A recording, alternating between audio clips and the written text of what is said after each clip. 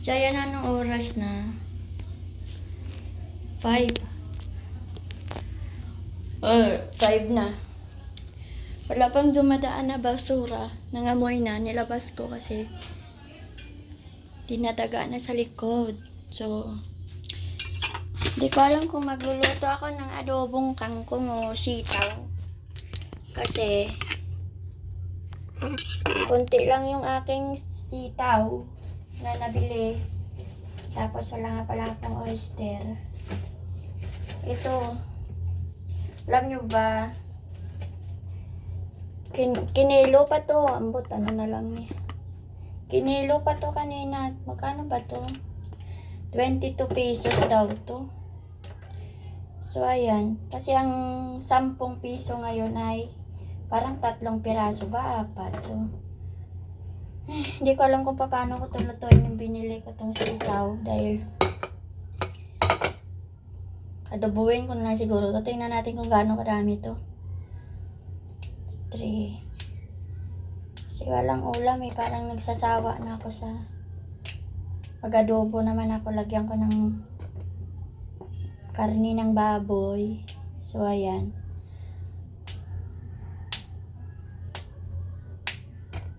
Kung magsigang naman ako, wala akong biniling sinigang. Tsaka yung baboy ko na binili, konti lang. Kaya, ang hirap mag-isip ng ulam.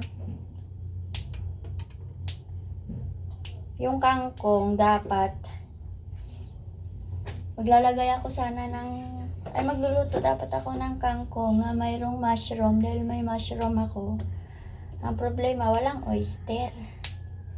So, hindi ko maintindihan to. Ano kayang lulutuin ko? Adobong sitaw na may kangkong. Ayan, ito yung binili ko. Ang hirap mamamalingki dyan sa Taytay. Sa ano dyan, kasi hindi sila kompleto. At saka pakiramdam ko ang mahal. O, mahal naman talaga lahat ngayon. Hirap mag-budget. Sakit. Nai-stress ako. Nai-stress ako mag-budget. Kaya ayoko nang isipin dahil baka biglang pumuti yung buhok ko kakaisip. Ayan, gusto ko magpagupit.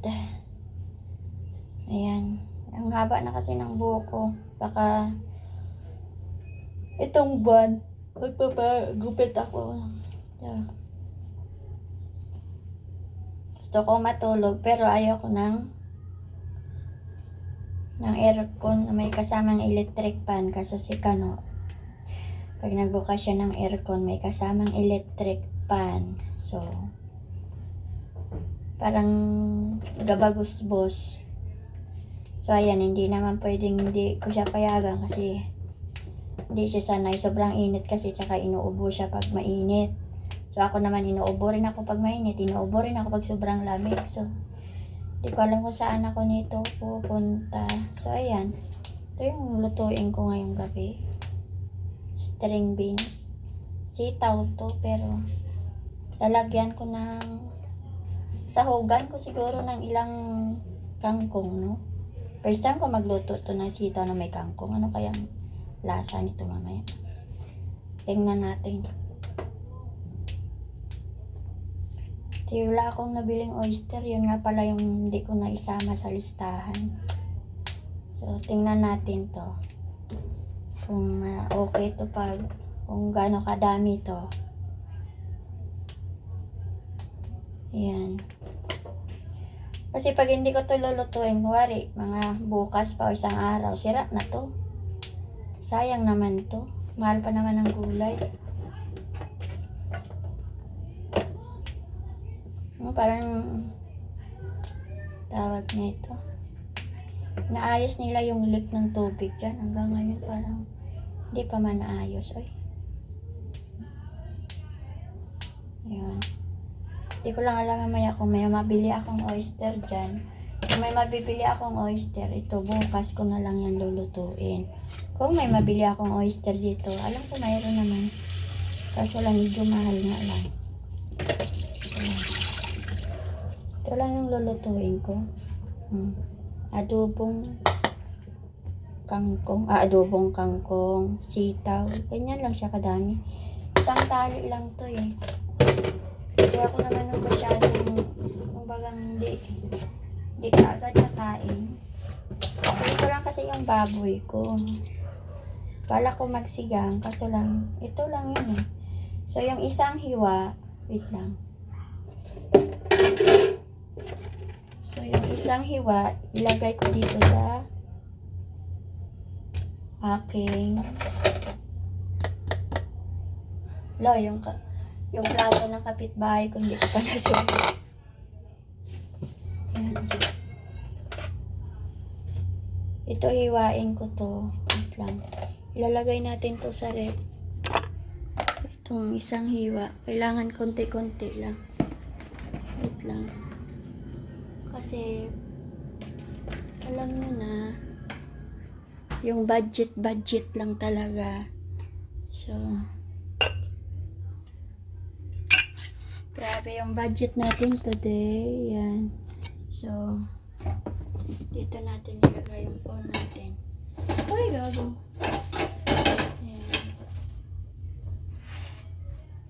So, ito yung ating ulam. Yan. Yan. So, maghihiwa ako nitong baboy na to. Sasawag ko to sa maliit ko na. Ayan. Isang ulaman lang yan. Isang ulaman lang natin. Ayan.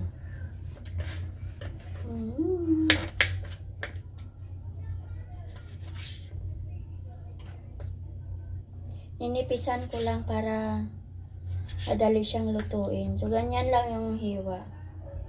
O, diba? Ganyan lang yung hiwa.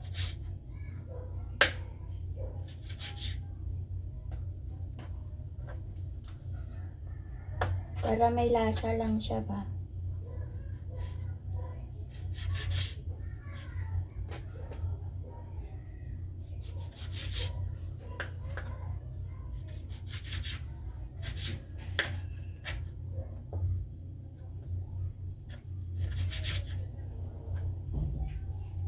Ayan, wait lang. Grabe no. Sabi ko sa inyo, kapag hindi kayo marunong mag-budget ngayon, wala talaga mangyayari. So, tapos ang tagal pa ulit ng susunod na tawag nun. Tapos hindi sila maniwala na, ay, ganito, ganyan ako. Yung iba talaga ngayon, magaling lang talaga magdala ng problema. Ayun, so. Lalo na pag wala kang trabaho ngayon, ako iwan ko na lang. Iwan sa kandig na may bangs.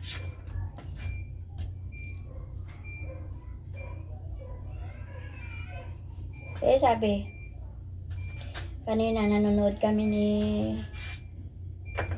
itsura ko. Nanonood kami kanina ni Kano ng TV. Sabi ko, alam mo ba, hindi porket masaya ka sa social media, eh, masaya ka rin sa totoong buhay. Sabi kong gano'n. Siyempre, sa social media, kailangan ipakita mo na okay ka. Alangan naman mag-cry ka dyan sa social media. Di na yan uso ngayon. Sabi kong gano'n sa kanya.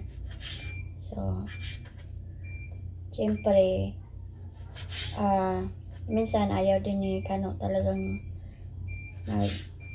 masyado akong mag-open sa Facebook. Sabi ko, hindi naman may sabi ko, na marunong naman ako mag-limit ng sarili ko. Sabi ko sa kanya. So, ayun, alam nyo na, iba kasi yung nila eh, tag nun. Medyo iba yung culture nila, kaya kung sa ating mga Pinoy, eh, pwede ka lang basta-basta lang pumunta sa bahay na di ka nagpapaalam, basta ka lang papasyal, usap-usap. Sa kanila hindi, tsaka hindi sila masyadong magpi-Facebook, ganun. So, yung iba kasi iniisip nila na okay lang yung ganyan. Sabi ko, siyempre, nung pinasok mo to kasi ang social media, kailangan tawag nun. Kailangan matibay na yung... Karina, anong ginagawa mo? Matibay na yung puso mo ba? Kasi hindi naman lahat ng comment sa social media maganda. Hindi rin lahat aayon sa'yo. So, kailangan tanggapin mo yun kapag ano yung mga comment nila. So, pwede na siguro to, ulam lang naman namin. Kasi si Kano, hindi siya kakain nitong baboy. Ayan. Sabi ko bukas na lang ako mag-exercise. Ang dami kong laba, hindi ako naglaba kasi napagod ako. Nagsumba kasi kami ng 2 araw na sunod-sunod. Tapos, naki-birthday. So, parang napagod ako. Kaya yun, sabi ko bukas na lang ako siguro maglaba. So, nilabas namin yung basura namin kanina kasi nga, bago kami namalingke, iniisip ko baka dumating yung basura tapos wala kami. Tapos tulog si Andring, di matapong basura. Nilabas ko, so hanggang ngayon, di pa kinukuha ng basura. Kaya sa totoo lang, hirap. Kaya tinatamad yung mga tao dito magbayad ng mga monthly dues. Kasi nga, kahit sa basura, hindi sila magkaroon ng ano ba, ng proper schedule. Baw English yun na proper schedule. So, yun. Palakasan na lang talaga ng loob na yun.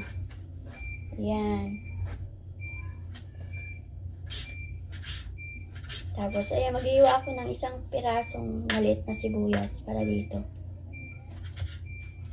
Kasi para may lasa-lasa lang siya ba, may konti siyang karne. Ayan.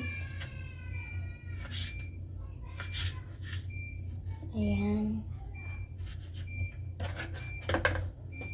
Ayan o. Ito yung ilalagay ko dun sa aking sitaw. Kasi parang nagugutom ako. Gulay lang yung kinain ko kanina eh. So, hindi ako kumain ng kanin. Kahapon din, kagabi din. Parang hindi ako kumain ng kanin. So, ayan. Ito yung aking nilinis ng nakaraan. O, diba? Napakinabangan ko pa siya. Yan. Nilinis ko lang siya. Tapos nilagyan ko siya ng sa aking mga abubot. At least, kumbaga hindi masira yung aking... Uy, bawang pa pala. Yan, ito yung ginawan ko nakaraan. Ito yung lagayan ng kutsilyo namin. Kaso lang, dahil lagi may tubig, nabubulok siya. So, ginawa ko, nilagyan ko siya ng mga sibuyas, kamatis, at bawang. So, hindi ko siya tinapon. Pinapatapon ni Kano to sa akin kasi may kalawang. Ginawa ko, nilinis ko. So, ayan na, mayroon na tayong nahiwa na sibuyas, bawang. So, ito muna yung uunahin natin, tong baboy. So, ayan. Ayan.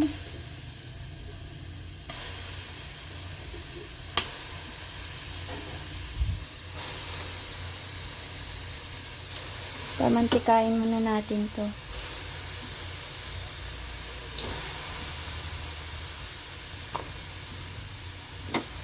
Ayan siya.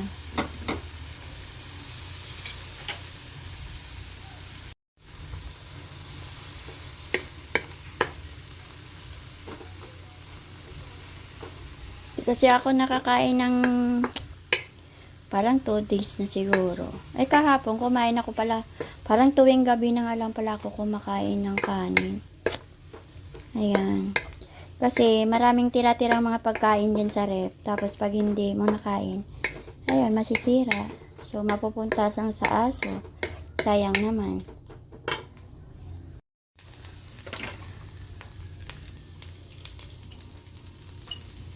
So, ayun.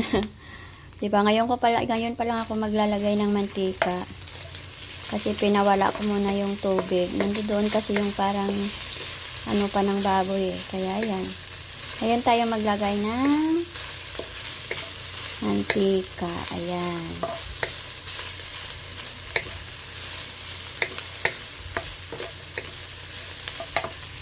Tapos, lalagyan natin ng paminta. Kakaiba ako magluto, iniiba ako para hindi naman kayo magsawa. Bakit ganyan siya pa nagluto? Basta adobo to mamaya. Ayan.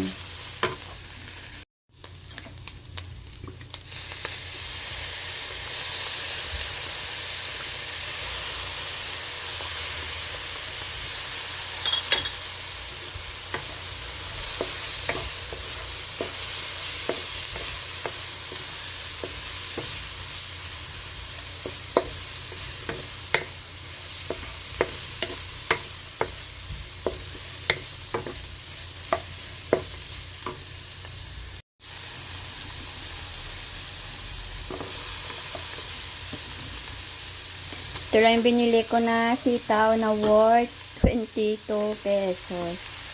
Yan, isang lutuan. Isang ulaman lang namin. Yan. Ayan. Diba, sabi ko sa inyo, adobo din yung kinalabasan. Inuna ko lang yung baboy kanina. Laman din naman yan. Tsaka madali lang yan siyang lumambot. Yan. Diba?